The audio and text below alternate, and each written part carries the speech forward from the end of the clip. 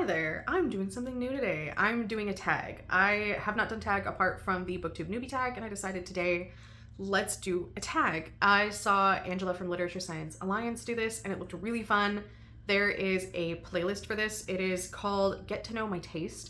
It was started by Thoughts on Tomes and My Name is Marinas, and it is a kind of big group project. I watched a few of the videos today while I was finishing up my day at work, and I was like, this actually sounds really exciting, and something to kind of shake things up a little bit here where I've been figuring out my footing. I thought this sounded like a lot of fun, and I'm gonna try and be brief. Brevity and me, we're not very good friends, so I'm going to try to not drag this out to like 45 minutes. So bear with me. And I'm gonna try and get through this questionnaire because this was a lot of fun. I did go down and write out some answers so that I'm not just word vomiting at you, because that is my favorite way to be, but it's not very conducive to me making a short video.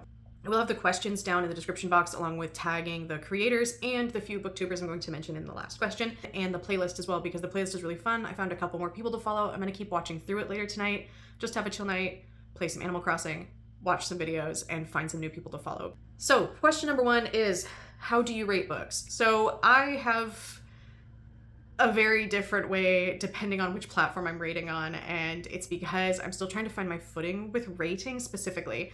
I didn't know that people actually rated books. My light just died. Are you kidding me? Oh my god. You know what? We're gonna adapt. Give me 1 second. That's not terrible. We're gonna roll with it. We are gonna roll with it. Most people aren't watching this anyway, they're just listening to it. So we're just gonna go. We're just gonna go. It's just been one of those days. Okay, so my rating changes depending on which platform I'm rating books on. I didn't know that people rated books until like 2015, I think, is when I was like, oh my god, people are getting like star ratings to their books. And I learned about Goodreads, and so I like put all of the books I'd ever read into Goodreads, and I went on like, I really liked this book, it was a 5, this wasn't my favorite, it's a 3.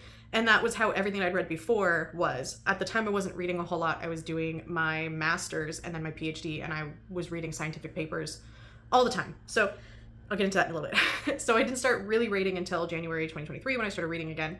And I've been kind of playing with how I rate books ever since. I'm not consistent. I was really consistent like the first year, but typically I do stars in Storygraph. This is kind of where I landed the last 4 to 5 months, is I do stars in Storygraph. I do use the quarter stars. I like it. The last 4 months I've been using, or the last 3 months since January, I've been using the Cawpile system as well, and comparing that with my kind of gut feeling of, oh, this is a 3-star. Does Cawpile show it's a 3-star? And then if Cawpile, which I'll put up here what it is, if it shows a little bit higher, then I'll kind of give it a little bit of leeway, and like bump it up a little bit. When I post on Instagram, which is probably my main thing, I'm in my stories all day with people, like just hanging out pretty much on Storygraph. I am too online, or not on Storygraph, on stories on Instagram. I'm just too online. So on Instagram is where I tend to review things a little bit more than I do here, because it's a lot easier to just do a post than it is to sit down and record and edit a whole video. So on Instagram, I have like a little tracker that I put in my stories that will have my stars. But if I'm in, and I'll put the example here, if I'm in my grid, I will do a wordy review, and I've started not putting stars in that. And that has been really fascinating because I feel like it is encouraging people to read my reviews more than to just look at the star and comment. And it's fascinating because I'll give like things I liked and things I didn't like and a little synopsis, and try to keep it within the constraints of the caption limit. And people will comment and be like, oh, this sounds great, and it's a book I hated. Or they'll be like, oh my god, I don't think this is for me, and it's a book I love.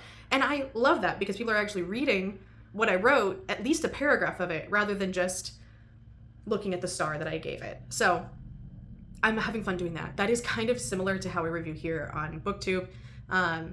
I tend to not really give a star until some way in the middle of the review I'll be able to throw out a star. Like I just don't give them very often. I think they're arbitrary, and because they mean different things to different people, I tend to use words, and also I'm just really yappy, as you can see with my answer to this. So brevity is not on our side at the moment, but we're gonna get there. Question 2 is, how do you approach reviewing? And this I've kind of answered part of it. This is like whether you're analytical or emotional with your reviews. I kind of am a combination of the two things, I think, and like with other things mixed in. I try to be I try to have reasons for why I don't like things, but sometimes there's just a gut, I don't like this. But I try to give examples for that. So again, it depends on what format I'm doing. If I'm doing one of my, I read this, you don't have to, it's because I've got partway through the book and I didn't like it. And so then I'll start doing a emotional reaction to things where I'm like, here's this thing that just got said and I hate it. And then I'll read a little bit more. And at the end, I'll do a little analytical review wrap up that's more structured. I need to get better about putting timestamps so that you could skip to those if that's all you want. And you don't want the whole thing spoiled, because with those ones I tend to do spoils. So those are different than when I do my wrap-ups. Those are really casual, just a few sentences that are kind of on vibes, with maybe a couple of like, I didn't like this point, I didn't like that point, the writing was like this and it didn't work for me. Reviews are very subjective, so I try to use I didn't and like I felt like sentences, because I'm not like a bar to be set for books. So then I'll do occasional sit-down videos that are a little more structured and a little more analytical, but I don't really write scripts. And I've been debating whether or not I need to start at least outlining what I'm going to say, so I don't spend an hour on one little sentence that bothered me, because I tend to do that. So, question 3, I'm actually really excited about. I've mentioned this a few times in other videos. This is what made you a reader. And I kind of have 3 phases in my life of different reading times. So I have been technically a reader since I was little. I loved to read. My family is not readers. I can probably count on one hand the number of books I have seen my mom and my dad both read in my entire life. And I am almost 40 years old. So I did not grow up with examples of people reading. My parents did read to us until I learned to read as the oldest child. And then it was my job to read everyone books. So I was the reader. When I was able to kind of really enjoy reading for myself, I was probably 8 to 11, and I was homeschooled throughout those times, so I was allowed to read as much as I wanted throughout the day. I got really into Margaret Henry, which she wrote books about. I was a horse girl, okay? So she wrote books about horses. She wrote Justin Morgan Had a Horse, which is the origin of the Morgan breed, Misty of Chincoteague, those types of books. I ate them up. And then I found the Saddle Club. I found the Saddle Club, and I loved those. And then I found Thoroughbred, which I was trying to combine Saddle Club and Thoroughbred. Then I found the Thoroughbred books, and I read those until I was like 12 or 13. Those are the ones that I really loved. And then when I got into middle school and I was actually in a public school, I realized I felt a little immature, a little childish reading when I was reading. But I didn't really want to read what everyone else was reading because I was that kid. And I picked up random things. So I wasn't really didn't define myself as a reader at that age. And then when I got into high school, I found Stephen King books and I became obsessed, and I just devoured them and devoured them and devoured them from the age of 14. I would read the biggest, chunkiest ones I could find constantly. So that's what made me a reader in my teenage years. And then I hit college and I just fell off of reading for a long time. I would read a book over the span of 6 months. I wasn't really a reader because I was just so busy. I was going to school full time, I was working full time, and trying to pick up volunteer hours, and I just did not have time. My whole life was work at school, so I just didn't have time to read. And then when I finished my PhD, I moved back home, and I kind of was able to breathe for the first time in my adult life. I found a Terry Pratchett book. My friends in the UK, where I did my PhD, were always trying to get me to read Terry Pratchett. And I was like, I will when I find one in a thrift shop, because I was told that you could kind of read the Discworld, you could jump in. And so I was like, whatever book the universe gives me is the one I will read. And I found The Thief of Time in January of 2023, and I was obsessed. And it kind of kick-started me into reading, and I wanted to read things that were different than Stephen King. And that was so different. And I made this list, and I forced myself to branch out, to try different genres and different authors, and just branch out. And that year, in 2023, I read 122 books because I was just obsessed with reading different things. And I give all that credit to Terry Pratchett. It was so funny. It was so fun. It was fantasy, which was so different than what I was used to reading. And I loved it. So those are kind of my 3 periods in life. I'm going to try and get a little faster here.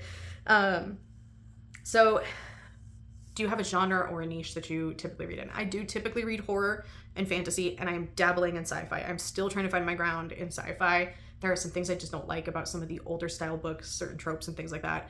But those are kind of my main 3. I am branching out. I do read the occasional literary fiction. I read the occasional classic, and I'm trying romance this year. I have not found any of those that just give me the same, like, oh my god, I love this, like with fantasy and horror. So those are my like main ones. Hugin would like to participate in this conversation. I have a border collie and he's sitting over there and he would like to participate and he's kind of whining a lot. So I apologize if you can hear these little like bird whistles. That's my dog. He's an old man and he doesn't like me getting animated about things. Okay. Are you a plot or a character driven reader? I am mostly a character driven reader. I really need to not necessarily like, but I need to be fascinated by a character because I love an unlikable character, but I love an unlikable character with redeeming qualities, okay? So I have a whole thing about the Greenbone Saga because I don't like Hilo. I don't like him, and it makes the book not that enjoyable for me because he is such a focus of it. I don't like Glokta, but I love Glokta in the First Law series. And they're both unlikable. They're both like, they both do despicable things to people. They both have their own set of morals. So it's not that the character needs to be likable. I just need to like them, and I need to be able to connect with them on a deeper level, even if I don't like them.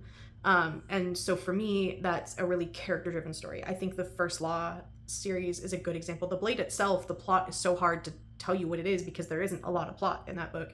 It's really character studies, and it's like slice of life of these horrible people doing horrible things, and it feels like, I don't know, every now and then I'm like, is this like It's Always Sunny but make it grimdark is kind of what it feels like. So character stories. I like character stories. I need there to be a plot at some point, but I don't need it to be the driver of the story. What is a book you love so much that you don't care if others don't like it? I have most of the stuff that I love, I really don't care if you don't like it because I'm old enough that I know that we don't all have the same taste and we can't all have the same taste, and I just don't care if people don't like what I like at this point because I just feel old and tired. But there are a couple of things that I love so much that I will make up for your love, and that is Gideon the Ninth. I have read it 3 times. I'm about to start my 4th read because I just really want to go back to it. I don't really care if other people don't like it. I absolutely am obsessed with it and I love it. The other one I will say is Dreamcatcher by Stephen King. It is Stephen King's like most often hated book, and I love that book so much. It's so dumb, but it is so good that I don't really care if everyone's like, oh, why do you like that one? I don't care. I love it. I love it. You don't have to. You can tell me all the ways that you hate it and why it's the worst sci-fi you've ever read and how it's so ridiculous and even Stephen King himself hates it. I know all that. I don't care. I love it. Give it to me. Like, give me your copy. I will take your copy because I lost mine. And then probably The Live Ship Traders is another one, like that whole series, the Live Ship Traders series. I adore it. I love to see other people excited about it, but I also love to hear what other people didn't like about it because I just love it so much that your opinion of it can't change mine. So what about books that you love so much that you know your taste won't align with someone who doesn't like it? I paraphrase that. That's not the actual wording, but that's the gist of it. This one is harder for me because I don't know. It just feels harder to pin down one of those where I'm like, oh, if you don't like this, we won't like anything, because I often think that and then I'm proven wrong. And then we like 90% of the same things if it's just this one book. So in genres, there's probably a little bit, I can pin it down a little bit more. I think in general, I don't align with people who don't like Mexican Gothic or Our Wives Under the Sea, because I love so many books that are like those books that if you don't like them, we're probably not going to like the same type of horror. That's because I love slow. Our Wives Under the Sea is like slow. It feels cozy because it's like all sitting with this one person and it's quiet horror. It's like, it's soft and it's quiet and it's eerie and uncomfortable, but nothing huge. Like there's no big thing chasing you. So those are the horrors that I like. So if you don't like that, I probably won't like the same type of things. Mexican Gothic is kind of, if you don't like things that address societal issues and things that where it's like society is the actual horror and like women's issues as horror and also fungus, we probably won't like the same things basically. So those are for horror. For fantasy, Blood Over Brighthaven, I have found it was a little bit harder because it came out so recently, but books like Blood Over Brighthaven, which does kind of align with like the horror thing. It's a book that is a fantasy that looks at an aspect of society and views it as problematic and shows you why it's problematic. And so if you don't like those types of fantasy books, we won't like the same type of books. It's a book type rather than I can't pinpoint a specific book. But Blood Over Whitehaven is like kind of a good example of that. And then sci-fi I'm still exploring, so I don't know, but I do know if you do like certain things, like if you like the older style of sci-fi that is just heavily misogynistic, I won't like the same sci-fi as you because I don't like those ones. What's in your trash pocket? And I love this question because it's a twist on the guilty pleasures, but without any guilt about it. It's like, what is something that you know is bad, but you like it anyway? And this is like themes, tropes, books. Okay, so I thought about this one for a little while, and honestly, the Mercy Thompson series, okay? Because it's what my high school teacher would have called bubblegum books, where you can like read the book while you're twirling your hair and chewing your bubblegum, which feels incredibly misogynistic these days for a woman to have told me, but she was also an old white lady, so of course she told me that. Editing Tiff here to say the 2000s had a lot of internalized misogyny. But they're popcorn books. They don't do anything big. They don't really address a big, greater thing. They're good. They're fine. And I like them. But they're not like a pinnacle of literature. That's probably all I could really think about. There's like other little things, but I don't, tropes in general, I can't find one that I'm like, oh, I always love this trope. I love it in this one specific context, in this one specific book, and then it's not bad anymore because of this twist that happened. But the Mercy Thompson books, because they feel like the old CW TV shows. Like I love cheesy old Supernatural. I didn't get past season like 10, but I love the older episodes where they're just Scooby-Doo-esque, and it's just like about these people and what's happening around them, and they're not doing anything big. Mercy Thompson feels a lot like that. It feels like, and it's from 2008. It's like the same time period, and it just feels the same way. Okay, deal breakers. Is there any like deal breaker in a book that will make you just like not want to read it anymore? And yes and no, but there are kind of main things that make me like kind of get turned off from the book and kind of give it a heavy side eye or my judgy eyebrow. And that is violence for the sake of violence. Like, I like horror, but I don't like horror. Like, I don't like violence and horror that's just supposed to like titillate or whatever. I like it to say something. I don't want it just for the sake of, oh, isn't that gross and disgusting? I need it to say something. That's kind of why, like, I started watching the show Grotesquerie. Me and my boyfriend watched an episode of it, and I was not really hooked on it because I felt like it was just like trying to be like, look at me, I'm so edgy. Like, I play D&D, okay? I've played with people who are like, oh, I'm just gonna make this really edgy character, and I'm just gonna go around killing people for the sake of it because it's fun. And I'm just like, no, it's horrible, and I don't want to play this game with you anymore. And that's kind of how I feel about the books. Characters that don't have to struggle.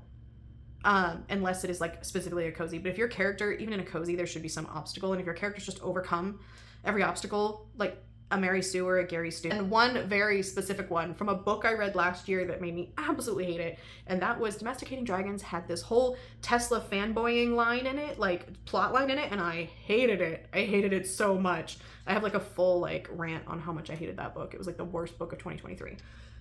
2024? I read it at the beginning of 2024. It was the worst book of that year. 10. A take on a book that came out in the last year, whether it's like a good take, a bad take, or just something you need to say. So I had two. I wrote down two things. One is that I think A Dark and Drowning Tide is unfairly judged just because it's sapphic. Because I think if you change one of the gender roles and made it a romantasy, because it's a romantasy apparently, and I actually really liked it. And I think if it was a heterosexual couple, it would not have got as much hate as it did. So that's one of my hot takes, and I will stand by that. I know that there is fair criticism of it, but I think a lot of the criticism of it is based on the genders of the couple. 2, Stephen Graham Jones need more love from Bookstagram and BookTube, because I think he's amazing, and I see very few people talking about how amazing his books are. And if I see you say how good his books are, you are my people. That's pretty much it. It took me a minute to like, I liked The Only Good Indians, but I wasn't like, oh, until I read the Angel of Indian Lake series, until I read My Heart is a Chainsaw and all those, and I was a teenage slasher, and then I was like, this man is amazing, and I've read a couple of his short stories and stuff since then, and I have a friend sent me his new one, and I'm like eyeing it. I'm trying to take stuff off. This one, Buffalo Hunter Hunter. I'm excited to read this one. So like, I wasn't even going to show that one. That's why I had to pull stuff off of it. Anyway, he needs more love.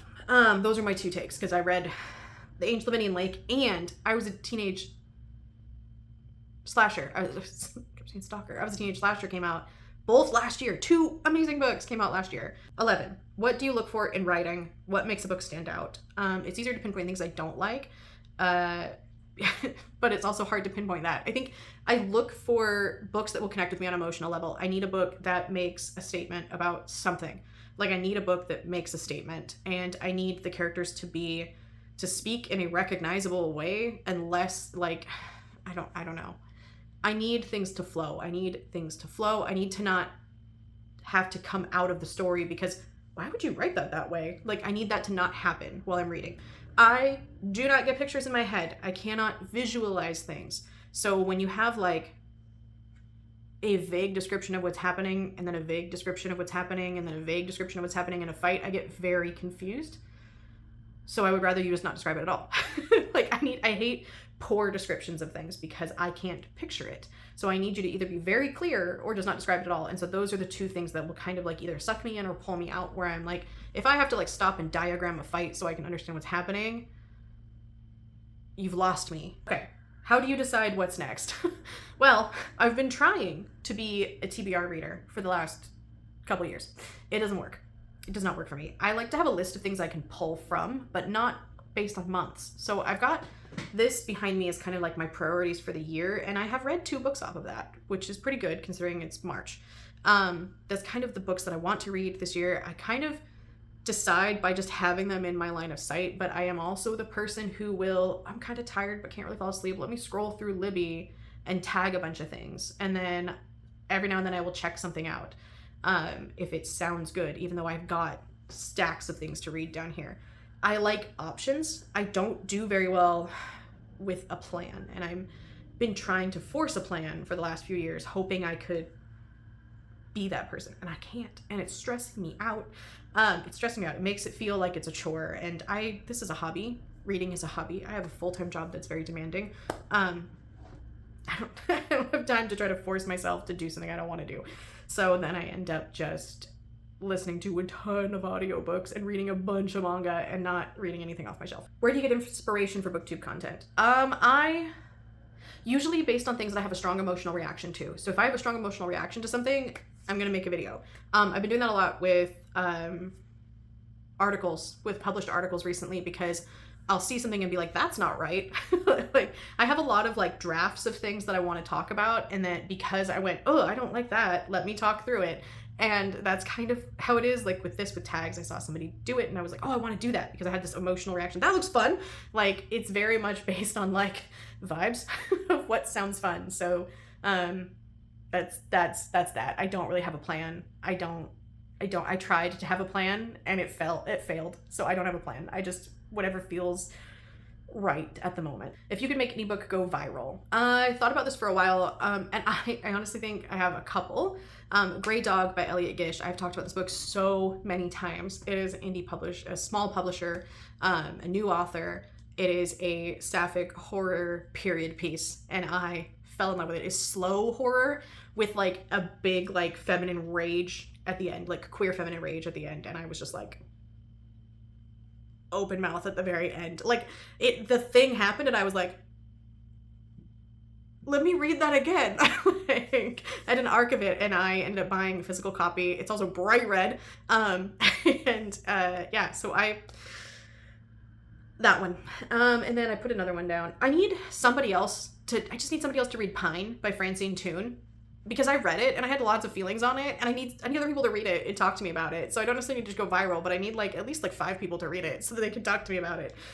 Because I need to talk to people about it because I really liked it. I liked the gothic, the forest gothic, because it's Scottish Highlands gothic, and I need Pacific Northwest gothic, which feels a lot like the environmental vibes are very similar. Obviously the societal vibes are different, but the environmental vibes are so similar to the Pacific Northwest, and I need a Pacific Northwest gothic, and I need to talk to somebody about that. Okay, and then it asks for booktubers that have similar taste. So I am so kind of all over the place, and like I said before, like, it's hard for me to find someone that if you don't like this book, we won't like the same books. It's the kind of the same with finding someone with similar taste, but I do think there's a few people that I align with quite a bit, and I will always take Rex from, and that is Kyla at the Infinite Library. them and I seem to get really along with a lot of our ratings of horror specifically. But some of like the high fantasy type stuff as well, we've been kind of similar on recently. So if I'm like, oh, this book is a 3, I'll end up watching one of Kyla's videos and Kyla will be like, yeah, it was a 3.5. Like, we're very close. We're kind of similar on a lot of the horror stuff, at least things that we like dislike or are like kind of meh on. And then I recently found, like in the last like 6 months, Jamila B. Reedon. She's really funny, but also a lot of her fantasy recs are things that I'm like, I love that. Like, I'll read something and be like, oh yeah, Jamila mentioned this, and I'll read it and I'm like, oh, that's actually really good. Like, I tend to agree with her recs a lot. Win at Literary Diversions has been someone I've been watching them for like a year now, I think. And their recs for pretty much everything, like, I tend to be pretty similar with, apart from the Live Ship Traders, because I am doing their Fits Along, and the Live Ship Traders isn't really their favorite, but it is mine. Like, they're the reason that I read it. And I am now obsessed and have read The Mad Ship, which is the middle book, twice, like, just because. So apart from that, but from other like fantasy and stuff that they've talked about, that they've read and I've had read after them, I'm like, oh yeah, I kind of feel the same. Or I tend to, it's better when it, like, I find it that, oh, I read that recently and I kind of wasn't sure, and then somebody else is talking about it and I'm like, yes, I felt that same way. I tend to prefer that rather than me reading it, and because I'm never sure if I'm biased. On books that I dislike, me and Reads with Rachel tend to be pretty similar on books we disliked. Same goes for Willow Talks books. I tend to dislike the same things that she dislikes as well. This is a struggle because I feel like I've got some decent sci-fi recs from Literature Science Alliance, but I don't know if we align with everything, because I know that, like, she really likes the Greenbone Saga and I was like meh on it. This is the thing, right, is there's this one big series where I didn't really like the Greenbone Saga, and so now every time I'm like, oh yeah, I align with that person, I don't like the Greenbone Saga and they loved it. So there's that. But I have found that I really like her science fiction recs, because I'm so new to science fiction, and a lot of her opinions tend to work really well for me for taking suggestions. Like, I honestly don't remember which ones I read because she recommended, but I've read them.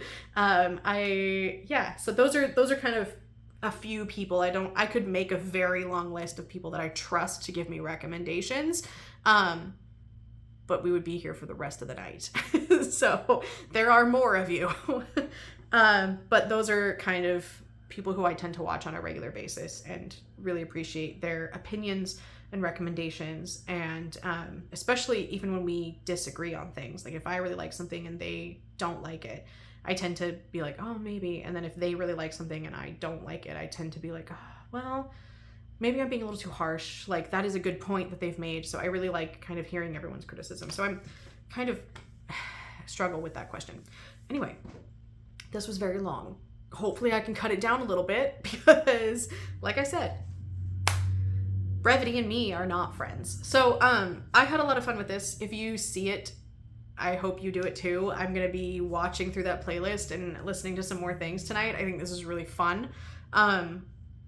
I'm super excited that this was made.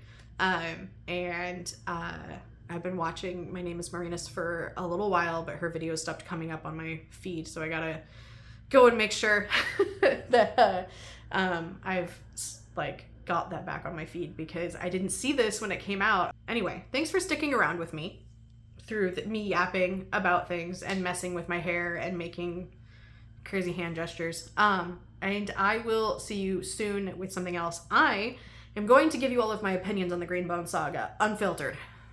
I'm just working on outlining it. I am going to at least write down some bullet points so that I make sure I say some things that I want to say. So if you want to hear me drag the Greenbone Saga, subscribe. Like, I will tell you why, all of the reasons that I dislike Hilo and adore Shay for like an hour. Probably not that long. But if you want to hear any of that, subscribe, and I'll see you soon.